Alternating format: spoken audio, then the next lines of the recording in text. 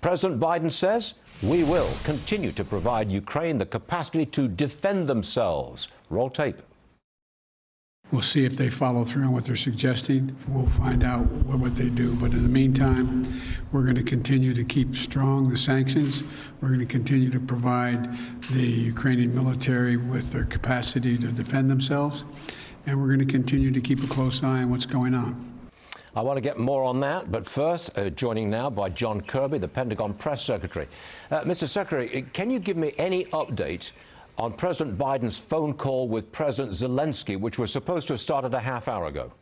No, I'm afraid I don't have an update for you on that. As far as I know, they're still working their way through that conversation. But look, I would just say that this is a relationship that President Biden has maintained now over these many weeks and months, and talks frequently with President Zelensky. We just met with our counterparts in the Defense Ministry and the Foreign Ministry last week in Europe to talk about their needs and what the United States Defense Department can do more to help Ukrainian armed forces in the field.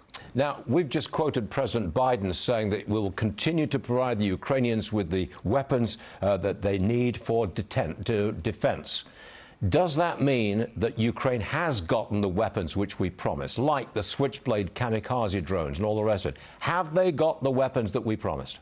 We are still delivering on those promises, to be quite frank with you. In fact, in the latest $800 million package that President Biden just approved a little more than a week ago, we've already started delivering shipments of that material. And we're trying to focus in these early shipments on the weapons and the systems that we know they're using the most effectively, anti-armor and anti-air missile systems, to be exact. But they're not going to get any planes or these S-300 anti-aircraft defense systems. They're not going to get that. I wouldn't go so far as to talk about the long-range air defense systems. We're working with allies and partners right now and very actively to see if nations who have those systems are willing to provide them to Ukraine, and then what would that look like in terms of offsetting those provisions to Ukraine. So we're actively talking about that. Now, look, on the aircraft, what we've said many times is if another nation state would like to provide aircraft to Ukraine, that's their decision, and we respect that. What we didn't want to do was have the aircraft transferred to us and then have the United States move them in. Seems like a technicality, John. Well, I wouldn't say that. I mean, look, again, these are national decisions that countries can make for themselves. But for the United States, we felt like it would be construed by Mr. Putin as a whole different thing and an escalatory measure if the United States was to get involved in providing actual fighter aircraft. The other thing I want to say, just while we're on this topic, is what the Ukrainians are using most effectively in protecting their skies and the airspace over Ukraine is contested are long and short-range air defense systems, not so much fixed-wing aircraft. Now, are the Russians redeploying for a new attack? Well, they are certainly repositioning. We have seen over the course of just the last 24 hours additional repositioning by units that were around Kyiv and even to the east of Kyiv a little bit. We're seeing them move now north and into Belarus.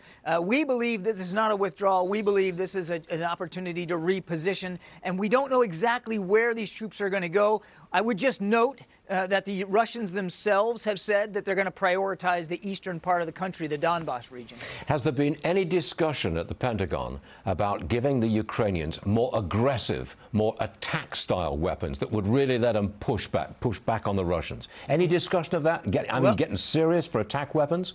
Well, sir, I mean, we are already been serious about that. I mean, we have given them thousands of, whether it's Javelin anti-tank missiles or Stinger air defense missiles.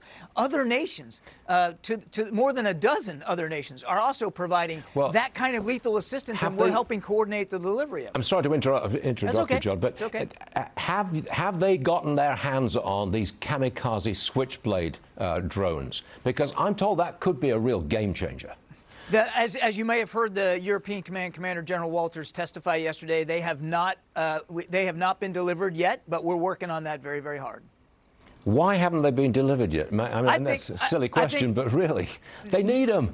No, it's not a silly question at all. It's a very fair question. And we're, as you saw, the president authorized 100 of these tactical unmanned systems to be delivered to Ukraine. We're working on that very, very hard. It's really more of an inventory and a modality issue than it is anything else. And we do think we'll be able to get them in there relatively soon. We have reports that Ukraine hit a military camp inside Russia. Can you confirm those reports? And can you tell me if that marks a new escalation? I cannot confirm those reports, to be honest with you. No, I have not seen those reports. Okay. There are other reports that we're considering giving Ukraine an additional $500 million in aid. Where would that money go? Will it be more weapons, or is it humanitarian aid? Well, without getting ahead of President Biden or any decisions that Sure. he might make, I would tell you that that he has been very clear that for as long as we can and as fast as we can, we're going to continue to provide security assistance to the Ukrainian armed forces to allow them to continue to push back on Russia. And I would just tell you, in the budget that we just submitted on Monday, there's an additional $300 million just for Ukrainian security assistance relief in there. Real fast, John, if I were to say Russia can't win and Ukraine will not lose, what would you say to that?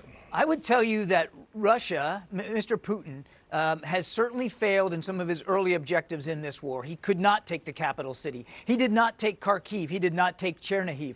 Even in the south, where he made some additional progress, he also has now lost ground. And the Ukrainians are fighting back very, very bravely, very creatively, very skillfully. It's too soon to know exactly where this war is going to go. But what we would say is, clearly, Mr. Putin has failed in achieving strategic objectives early on, objectives he himself stated, and now's the time for him to get serious about good faith negotiations and ending this war. John Kirby, thank you very much for being with us today. First time you've been on the program. I hope it's not the last. John, Anytime. thanks so much. I'll be happy to come back. Thanks very much. I appreciate it. Thank you. Yes, sir.